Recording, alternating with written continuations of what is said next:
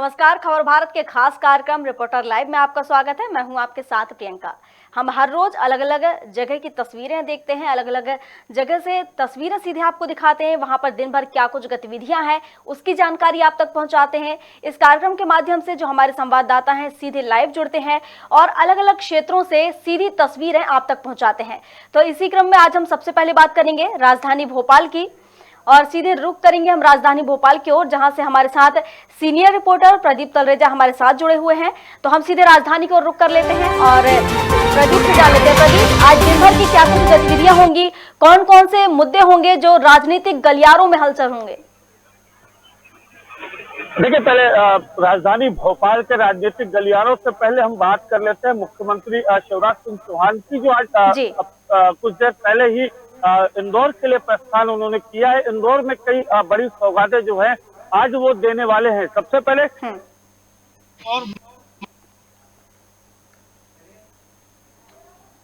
जी प्रदीप,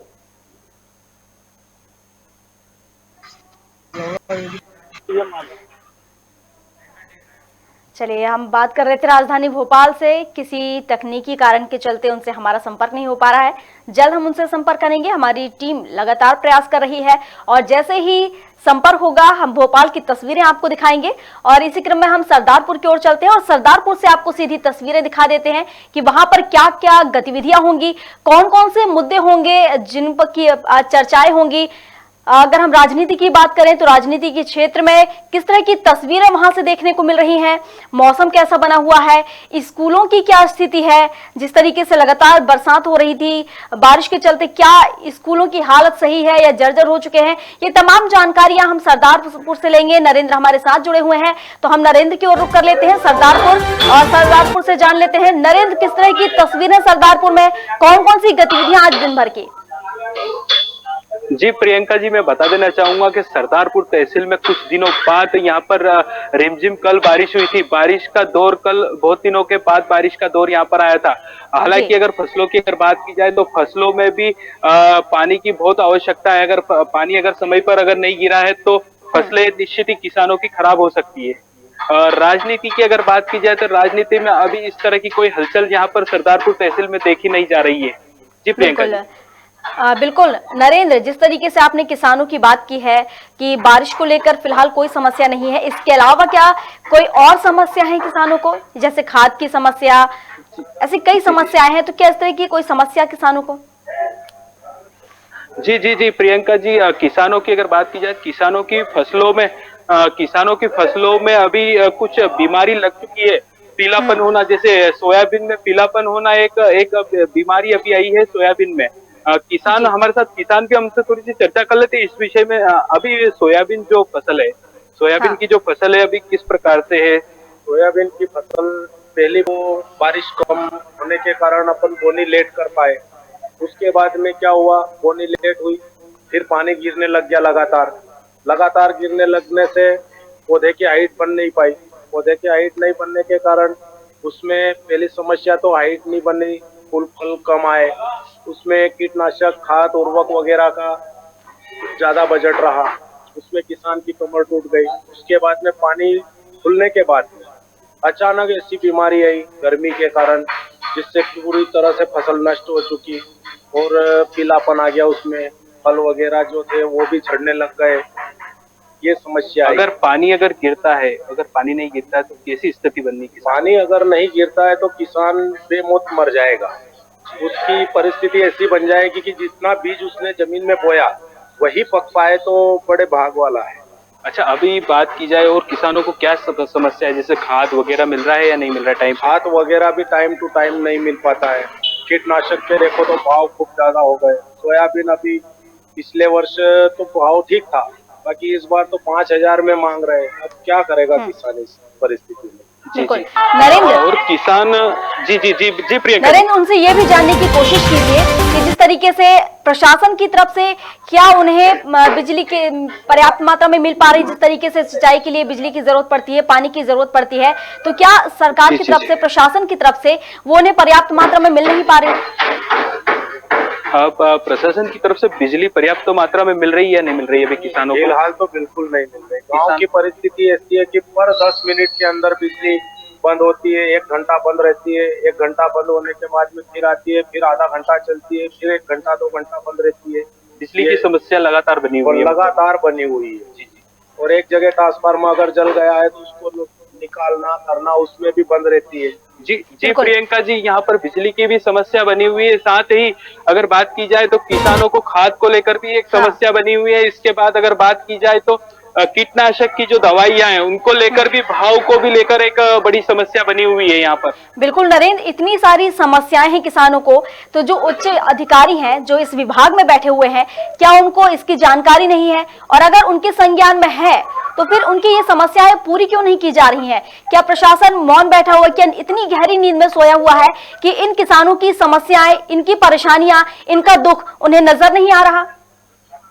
जी जी, प्रशासन की अगर बात की जाए तो प्रशासन निश्चित तौर पर सोया हुआ देखा जा रहा है, क्योंकि अगर बात की जाए फसलों का अगर सर्वे किया जाए अगर सही से, अभी फसलें अगर देखा जाए तो खराब स्थिति में बताई जा रही है किसानों द्वारा।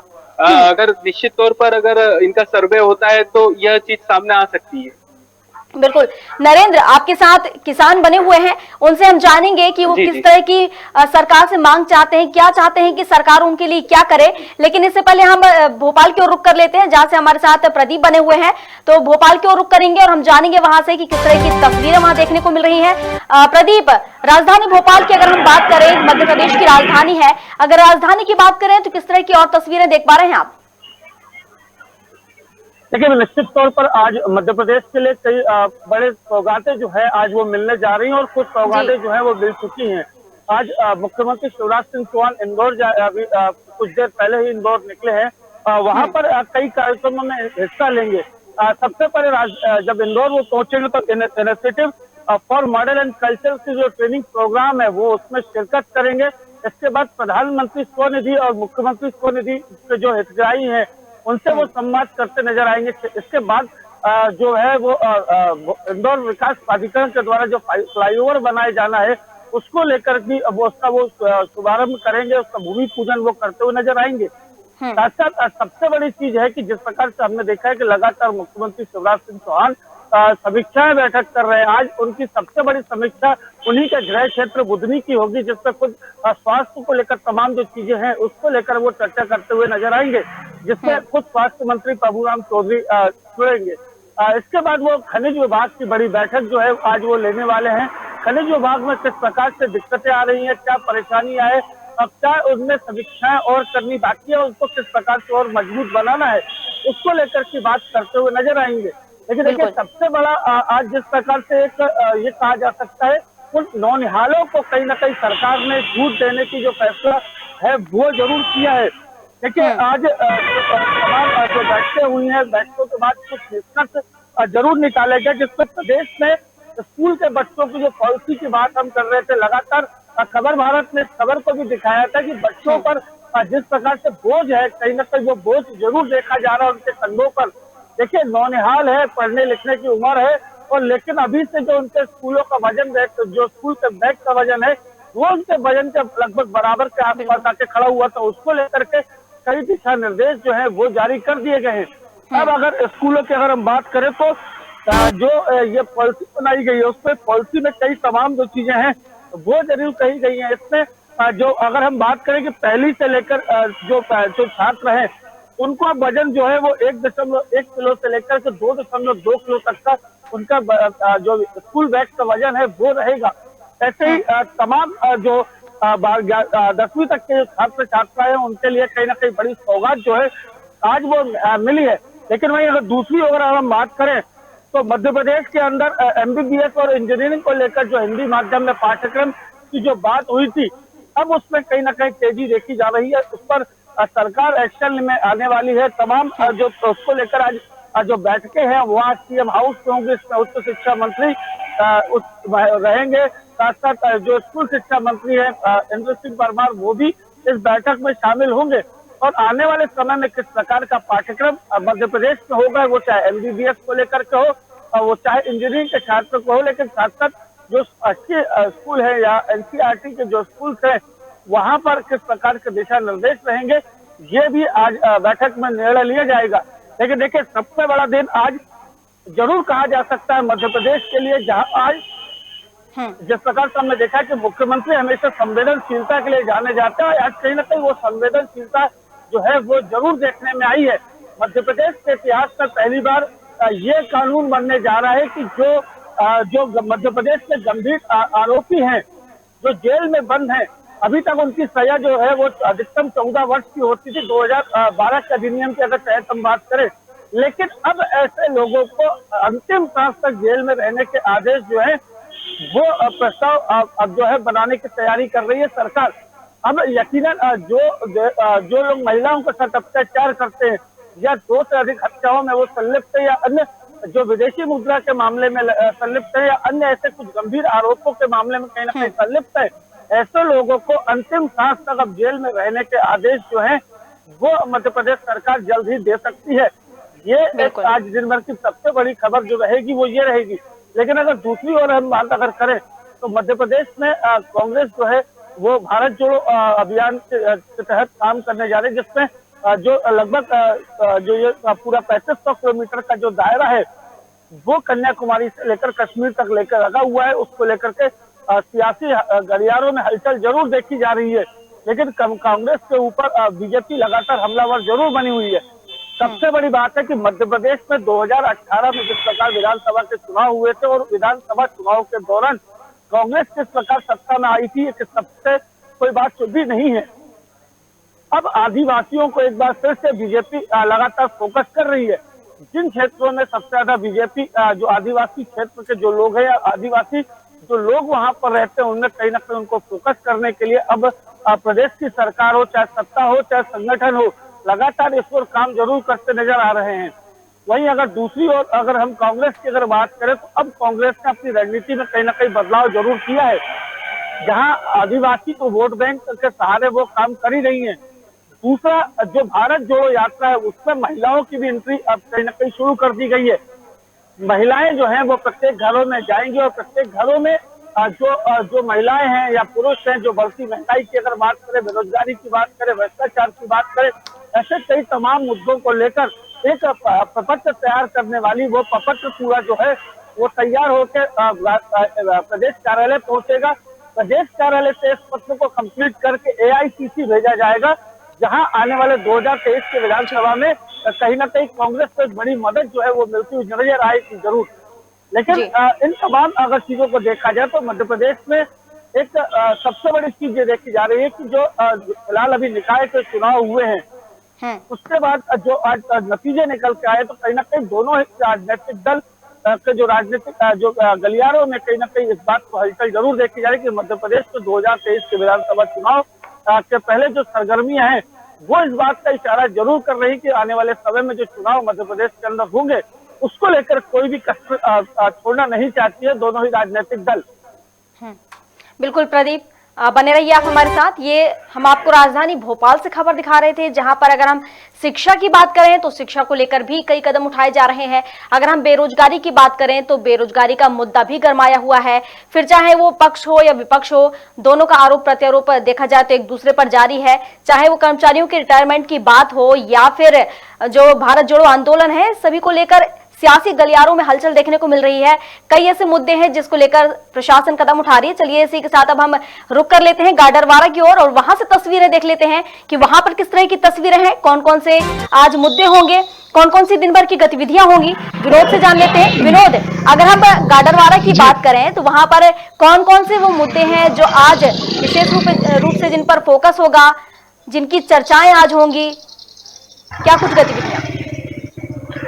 सबसे पहले तो मैं आपको एक सबसे बड़ी जानकारी बता रहा हूँ कि गाडावारा जो तहसील है, तहसील में इस वक्त किसान बहुत परेशान है। चाहे वह मूंग की तुलाई के लिए हो या जो मेन रोड जहां मैं खड़ा हूँ गाडावारा से 10 किलोमीटर की दूरी पर, मैं आज एक बड़े मुद्दे को लेकर यहाँ पर आया हूँ।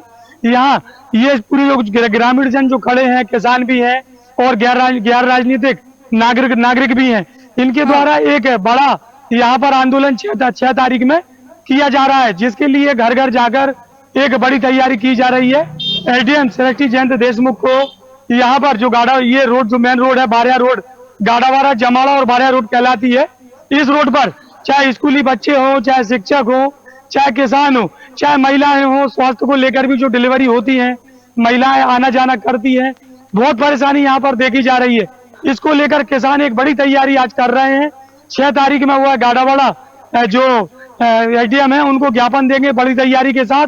लेकिन यहाँ पर किसान बहुत परेशान है। अभी फिलहाल की स्थिति में किसान परेशान है। एक संगठन जो किसान है वो एनटीपीसी में बैठा हुआ है अपनी मांगों को लेकर, क्योंकि एनटीपीसी में जब एनटीसी बनी थी तो एनटीपीसी ने वादा किया था किसानों से कि हम आपकी जमीन ले रहे हैं, हम आपके परिवार को नौकरी देंगे, युवाओं को नौकरी देंगे, लेकिन उनको फायदा मिला नहीं है। उसको लेकर एक एनटीपीसी के सामने एक बड़ा आंदोलन चल रहा है, जिसमें क्षेत्रीय विधायक भी पहुंची हैं। सभी राजनीतिक पार्टी के नेता हो, चाहे भाजपा हो चाहे कांग्रेस हो, बड़ी संख्या में किसानों के साथ बैठ रहे हैं कि हम आपके साथ हैं, हम एनटीपीसी से आपकी मांग कराते हैं। हम आप पहुंचे हैं, लेकिन बड़ी बात आपको आज लेकर आए हैं। ये आप देख सकते हैं, मैं बरेली ग्राम में खड़ा हुआ हूँ। खबर भारत की टीम पर इन नागरिकों ने भरोसा करके मुझको बुलाया कि भैया हमारी ये सड़क की बड़ी समस्या है। इनको जैसे ही पता चला कि खबर भारत बड़े मुद्दों को उठाती है, तो हम बता रहे हैं कि इस सड़क पर महिलाएं जो स्कूटी चलाती हैं, जो शिक्षिका हैं, स्कूली जो शिक्षिका हैं वो स्कूटी चला के जाती हैं, वो यहाँ गिर रही हैं। छोटी जो स्कूली बच्ची जाती हैं वो गिर रही हैं, साइकिल से बच्चियां जाती हैं, गिर रही। कई नागरिकों का आरोप है कि यहाँ पर क्षेत्रीय जो विधायक है कांग्रेस का है और प्रदेश में भाजपा की सरकार है, इस कारण ये रोड नहीं बन पा रही है और कई अलग अलग तरह की बात है। हम सीधा आपको यहाँ पर नागरिकों से मिलाते हैं और समस्या को जानते हैं।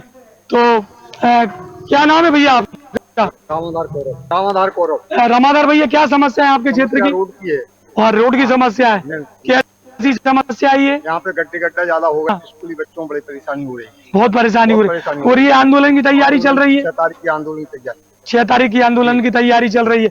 आपका क्या नाम है? राजीव कौरव। राजीव भैया, बताएं क्या परेशानी चल रही है? रोड बहुत खराब हो चुका है, गड्ढे बहुत ज्यादा हैं, यहाँ आने जाने में बहुत ज्यादा परेशानी होती है। डिलीवरी है, हाँ, तो उनको भी बहुत ज्यादा तकलीफ तो होती है। गाड़ी तो आई नहीं पाती होगी? गाड़ी नहीं आ पाती, समय पे गाड़ी नहीं आ पाती। तो स्वास्थ्य सुविधाएं भी नहीं मिल पा रही है? सुविधाएं रोड के कारण नहीं मिल पा रही है। रोड के कारण नहीं।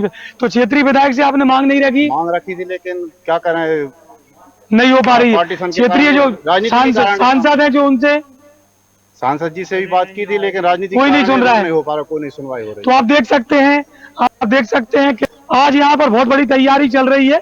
12 बजे के बाद यहाँ पर लगभग 15-20 ग्रामों में किसान अलग अलग जगह जाकर मिलने वाले हैं और एक अपील कर रहे हैं कि 6 तारीख में हमको गाड़ावाड़ा पहुंचना है और अपनी मांगों को लेकर एसडीएम गाड़ावाड़ा सृष्टि जयंत को एक ज्ञापन देंगे, जिसमें बड़ी संख्या में किसान पहुंचने की उम्मीद जताई जा रही है। जी अब विनोद, मैं वापस लौटूंगी आपके पास और आपसे जानूंगी कि क्या कदम विधायक के द्वारा उठाए जा रहे हैं। जिस तरीके से आपने कहा कि यहाँ पर कांग्रेस की सरकार है, कांग्रेस के जो विधायक हैं वो हैं और जो वहां के प्रतिनिधि हैं, हम बात कर रहे थे विनोद से, जैसा कि उन्होंने बताया, उनसे हम आगे चर्चा करेंगे।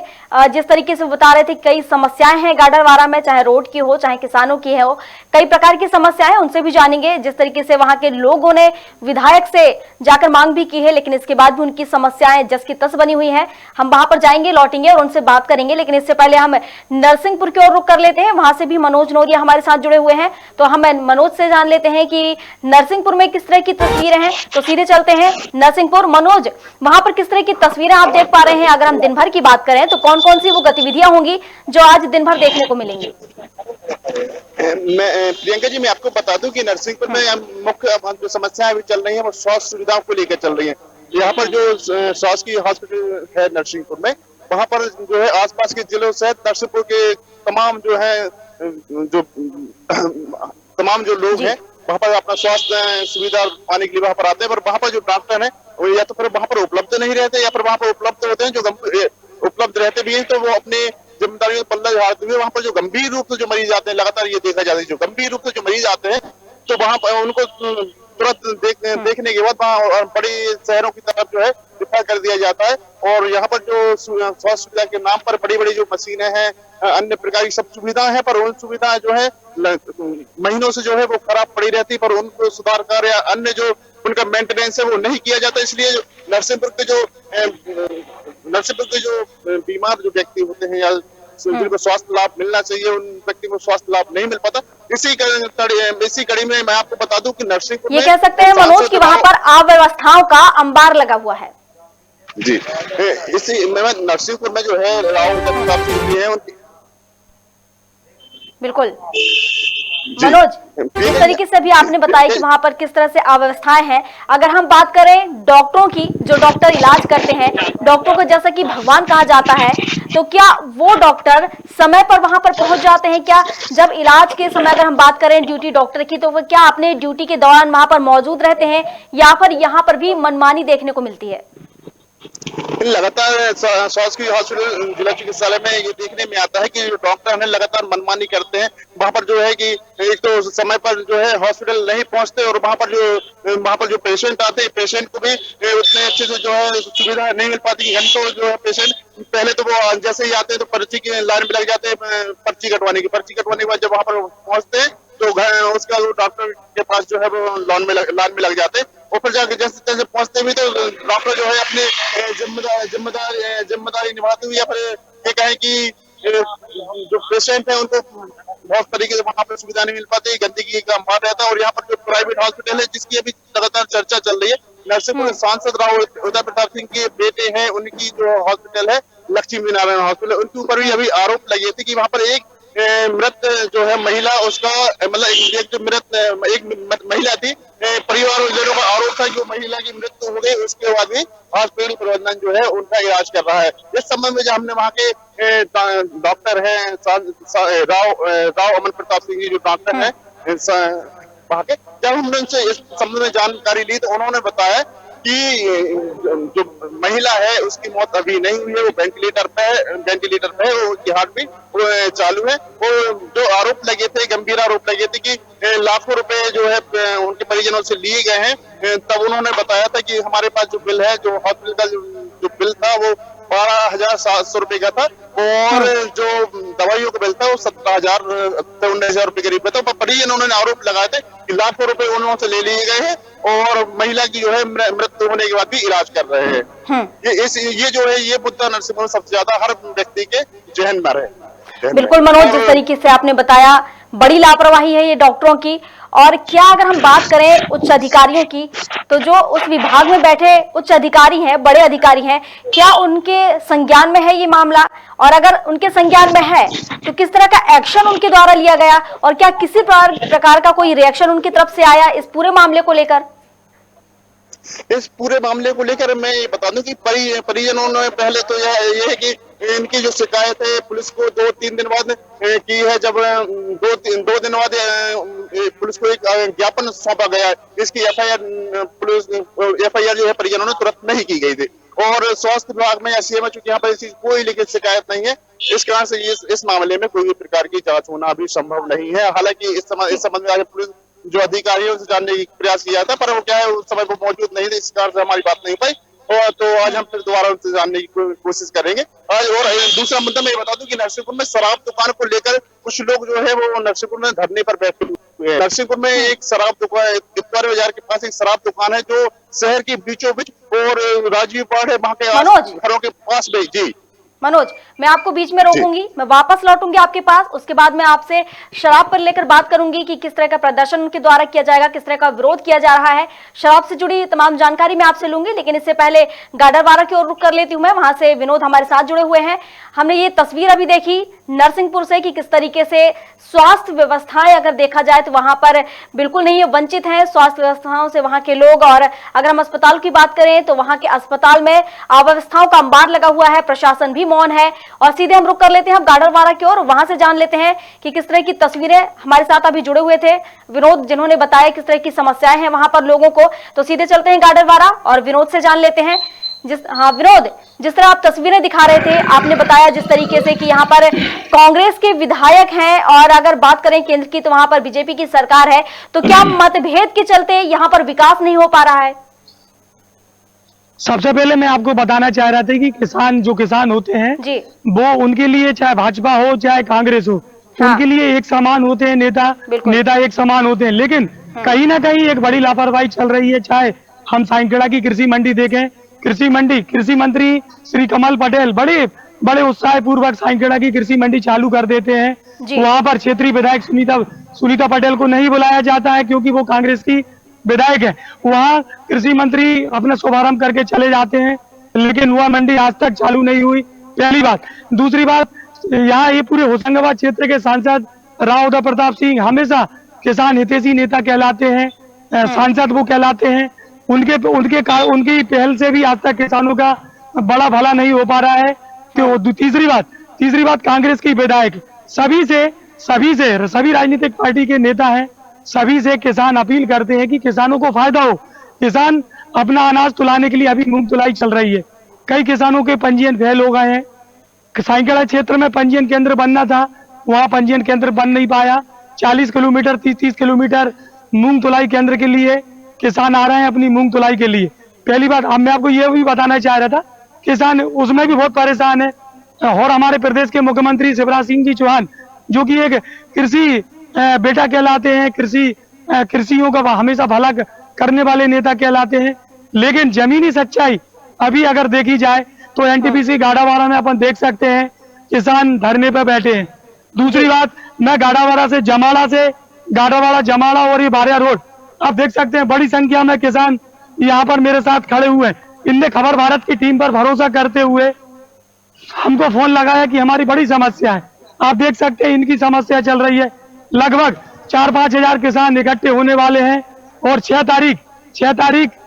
सितंबर में जो आने वाली है उसमें गाड़ावाड़ा एडीएम को ज्ञापन देंगे, चाहे डीपी को लेकर हो, विद्युत समस्या हो, चाहे अपनी जो मेन रोडों की समस्या है, क्योंकि यहाँ पर साइकिल से जो बच्चियां रहती हैं, स्कूली छात्राएं, वो विद्यालय नहीं जा पा रही हैं, शिक्षिकाएं स्कूटी चला नहीं पा रही हैं। बड़ी समस्या है, बहुत बड़ी समस्या है। किन मुद्दों को लेकर वो ज्ञापन सौंपने वाले हैं? ये सबसे बड़ी यही बात है कि जो मेन रोड है यहाँ की गाड़ावाड़ा से जमाड़ा और जो बारिया रोड है, यह रोड पूरी खराब है। इसको ठीक कराई जा सकती थी, लेकिन ये ठीक नहीं है। इसको लेकर पूरे किसान इकट्ठे हो गए हैं।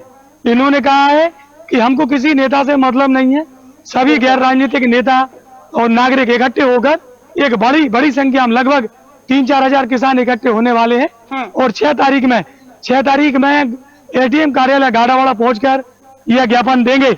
ये आप देख सकते हैं, ये गैर राजनीतिक किसान है, नागरिक है, इनको पार्टी से कोई लेना देना नहीं है। इनको ये अपनी फसल को लेकर अपनी जो दिनचर्या रहती है उसमें मस्त रहते हैं। एक खबर और मैं आपको बताना चाह रहा था कि स्वास्थ्य विभाग को लेकर चाहे हम देखें, चिचली स्वास्थ्य विभाग है, यहाँ भी बहुत लापरवाही चल रही है। विगत दिनों एक मुस्लिम जो महिला है, बुजुर्ग महिला, लगभग उसकी 50-55 साल की उम्र रही होगी, उसका जो स्टैंड के पास जो महल के पीछे जो विद्युत लाइन गई हुई है, विद्युत लाइन नीचे है होने के कारण उस बुजुर्ग महिला को करंट लग गया। तो कुछ जागरूक जो युवा थे उनको स्वास्थ्य विभाग चिचली लाए, वहां से उसको रेफर कर दिया, वहां इलाज नहीं हुआ। उसके बाद गाड़ावाड़ा लाए, गाड़ावाड़ा में भी उसको रेफर करके नरसिंहपुर भेज दिया। आप समझ सकते हैं, अगर कोई बड़ी दुविधा में होता है, इलाज करने का अगर मौका होता है तो एक बड़ा बहाना बना लिया जाता है, एक छोटी सी पर्ची काट दी जाती है और उसको रेफर कर दिया जाता है। ये बात समझ से पर है अभी। जी बिल्कुल, जैसा कि अभी आपने जिस महिला का जिक्र किया है कि उस महिला को करंट लग गया था, अगर हम उसकी बात करें तो उस महिला की हालत फिलहाल कैसी है और अभी कहां पर है वो? अब तो वो ठीक है, क्योंकि वो नरसिंहपुर में उसका इलाज हुआ था।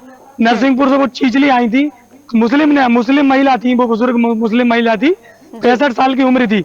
मैं विद्युत विभाग से अपील करना चाहूंगा, नरसिंहपुर के जो विद्युत अधिकारी हैं, गाड़ावाड़ा के जो सुभाष राय जी हैं, जो चिचली विकास खंड में बस स्टैंड महल के पीछे जो बड़ी 33 kV जो लाइन होती है वो नीचे है।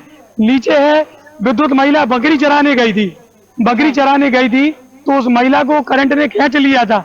वो उनसे हमने जब संपर्क किया तो उन्होंने कहा कि ये तो हमारे बुजुर्गों की दुआ थी और हमारे बच्चों की ईश्वर के साथ हमारी इतनी प्रार्थना थी कि मैं बच गई हूँ। लेकिन कहीं ना कहीं प्रशासन को ऐसी व्यवस्थाओं पर ध्यान देना चाहिए, क्योंकि अभी एक महिला को करंट लगा है, हो सकता है भविष्य में किसी दूसरे व्यक्ति को करंट लग जाए और वो उस करंट के होते ही बड़ी घटना ना हो पाए। तीसरी बात मैं और बताना चाह रहा हूँ कि जुआ सट्टे को लेकर भी वहां पर कई बार मांग उठी शराब को लेकर। इस मांग पे भी पुलिस प्रशासन ने जो विपुल श्रीवास्तव हैं पुलिस अधीक्षक नरसिंहपुर, उनके द्वारा एक अभियान चलाया गया था। अभियान चलाने के बाद गाड़ावाड़ा थाना प्रभारी हैं और जो एसडीओपी हैं श्री अजीत पटेल, उनके द्वारा एक अभियान चलाते हुए बड़ी चोरी पकड़ी गई थी। 8-10 लाख रुपए की चोरी पकड़ी गई थी, स्मैक पकड़ी गई थी। तो कहीं ना कहीं पुलिस इस समय जो जिला कलेक्टर रोहित सिंह के दिशा निर्देश चल रहे हैं और पुलिस अधीक्षक के जो दिशा निर्देश चल रहे हैं उस पर पुलिस काम कर रही है। लगातार करने वाले हैं, ये कह सकते हैं विनोद, हाँ ये कह सकते हैं जहां अगर हम बात करें स्वास्थ्य व्यवस्थाओं की या विद्युत विभाग की या शिक्षा की, जहां लापरवाही देखने को मिल रही है, तो वहीं अगर दूसरी ओर हम बात करें तो प्रशासन मुस्तैद है, पैनी नजर प्रशासन ने बना रखी है, जिसके चलते इस तरह की बड़ी संख्या में वो कार्रवाई कर रहे हैं और बड़ी संख्या में शराब बरामद की जा रही है और उन पर कार्रवाई की जा रही है। जुआ सट्टा कारोबारियों पर कार्रवाई की जा रही है। ये गाडरवाड़ा से हम आपको तस्वीर दिखा रहे थे जहां से कई समस्याएं सामने निकल कर आई, तो वहीं पर कुछ अच्छी तस्वीरें भी देखने को मिली। जिस तरीके से सरकार लगातार प्रयास करती है कि सभी लोगों को सुविधाएं मिल पाए, लेकिन कहीं ना कहीं जो अधिकारी हैं उस विभाग पर बैठे, उनकी लापरवाही के चलते कहें या जिस तरीके से वो अपनी जेब भरते नजर आते हैं उसकी कहें, उसके चलते इन लोगों को इसका खामियाजा भुगतना पड़ता है। लेकिन वहीं पुलिस प्रशासन सक्रिय है, उसकी पैनी नजर बनी हुई है, जिसके चलते बड़ी बड़ी कार्रवाइयां भी की जा रही हैं। और अब हम इसी के चलते आपको ये बता रहे थे और सीधे अब हम रुक करेंगे अगले क्षेत्र में, जहां से आपको तस्वीर दिखाएंगे। सरदारपुर की ओर रुक कर लेते हैं, जहां पर हमारे साथ नरेंद्र बने हुए हैं और वहां से जान लेते हैं। नरेंद्र, जिस तरीके से हम अभी तस्वीरें देख पा रहे थे और जिस तरीके से किसानों को समस्याएं जो आ रही थी, आगे हम चाहेंगे कि उस बात को जारी रखी जाए और उनसे जानने की कोशिश की जाए। जी प्रियंका जी, निश्चित तौर पर किसानों की अगर बात की जाए तो किसान की हालत अभी अगर देखा जाए तो बिल्कुल खराब है, क्योंकि लहसुन प्याज के भाव भी नहीं आना एक निश्चित ही कहीं ना कहीं किसानों के लिए मुसीबत बनी हुई है। अगर बात की जाए फसलों की, तो फसलों की अगर बात की जाए तो सोयाबीन की जो फसलें हैं अभी निश्चित तौर पर अब हैं, उनको कह सकते हैं खराब, क्योंकि उसमें पीलापन आना, पानी नहीं गिरने की वजह से उनमें जो फलियां आती है वो फलियां अभी आ नहीं पा रही है। हमारे साथ यहाँ पर किसान, हम थोड़ी सी चर्चा कर लेते हैं।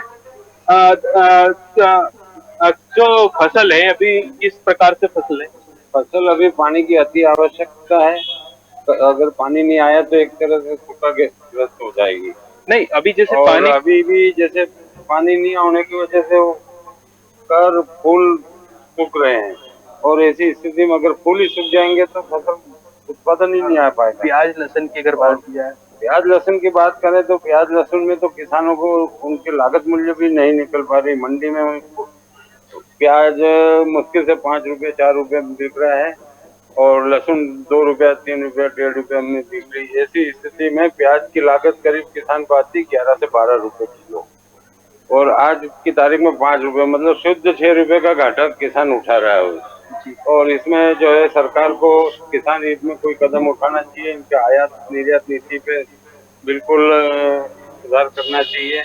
यही हमारी शासन से मांग है किसानों की, कि किसानों को उचित दाम मिले, क्योंकि हमारी सरकार का, हमारे प्रधानमंत्री जी का वादा था 22 में किसान की नौकरी आए होगी, लेकिन अभी तो 6 रुपए किलो का प्याज पे घाटा चल रहा है, 10 रुपए भी घाटा चल रहा है। अभी सोयाबीन की अगर फसल की अगर बात की जाए तो जो कर आना है, पानी नहीं गिरा है, तो क्या ऐसी स्थिति बनना है फसलों की? फसल अगर पानी नहीं गिरा तो समझ लो कि 20% पैदावार आएगी, बिल्कुल दाना छोटा रह जाएगा। कुछ फलियां वगैरह सूख के गिर हुई है, फूल सूख रहे हैं, तो ऐसी स्थिति में उत्पादन। किसानों की खेत सड़क की अगर बात की जाए तो खेत सड़क किस प्रकार से बनी? हमारे क्षेत्र में खेत सड़क की बड़ी परेशानी है, बिल्कुल ही नहीं है। किसानों को फसल लाने में अभी बारिश में पूरी तरह से रास्ते डैमेज हो चुके हैं, बड़ी मुश्किल का सामना करना पड़ रहा है। अभी भी किसान अपने निजी से व्यय से जो है थोड़ा बहुत गड्ढे वगैरह जेसीबी से करवाए हैं ताकि अपनी फसल ला सके, लेकिन मुश्किल है, फसल लाने में काफी दिक्कत आएगी। जी प्रियंका जी, आपको बता देना चाहूंगा कि किसान सड़क की अगर बात की जाए तो किसान सड़क भी यहाँ पर सही नहीं बनी हुई है, और फसलों की अगर बात की जाए तो फसल की यहाँ पर किसान बता रहे थे कि निश्चित तौर पर अगर पानी नहीं गिरा है तो फसल खराब होना है। बस मैं आखिरी सवाल आपसे रखूंगी कि क्या प्रशासन की तरफ से उन्हें कोई मुआवजा देने की या फिर राहत राशि देने की बात की गई? जी जी बिल्कुल, हम निश्चित तौर पर प्रियंका जी किसान से ही इस बारे में चर्चा करते हैं कि सरकार की तरफ से कोई आपने कोई लिखित में आवेदन वगैरह कुछ दिया है? नहीं, किसान संघ के माध्यम से कई बार ज्ञापन वगैरह दे चुके हैं, लेकिन इसमें भी कोई किसान को कोई राहत नहीं दिखाई दे रही। तहसील स्तर पे भी जाके दिया था, हमारे किसान संघ द्वारा जिला स्तर पे भी ज्ञापन दिया। जी निश्चित तौर पर प्रियंका जी मैं बता देना चाहूंगा कि सरदारपुर तहसील के कांग्रेस के विधायक प्रताप ग्रेवाल ने कुछ दिनों पहले नायब तहसीलदार को एक ज्ञापन दिया था फसलों के बारे में, नुकसानी के बारे में। बिल्कुल नरेंद्र, शुक्रिया आपका। सभी का यही धन्यवाद देना चाहूंगी मैं। सभी संवाददाता हमारे साथ जुड़े हुए थे, अलग अलग क्षेत्र से तस्वीर दिखा रहे थे। नरसिंहपुर से तस्वीरें हमने देखी, गाडरवाड़ा से देखी, सरदारपुर से देखी, भोपाल से देखी, जहां पर अलग अलग तस्वीरें सामने आई, किसानों की बड़ी समस्याएं सामने आई। और जिस तरीके से शिवराज सिंह चौहान जो कि मध्य प्रदेश के मुखिया है, लगातार प्रयास करते हैं कि उन किसानों को, उन लोगों को और उनकी जनता को वो सारी सुविधाएं मिल पाए, लेकिन कहीं ना कहीं इन अधिकारियों के चलते जो इस विभाग पर बैठे हैं, बड़ी लापरवाही सामने आ रही है और इन लोगों का खामियाजा, इनकी लापरवाही का खामियाजा कहीं ना कहीं उन किसानों को, उन लोगों को भुगतना पड़ रहा है। इसी के साथ मुझे दीजिए इजाजत। नमस्कार, आप देखते रहिए खबर भारत।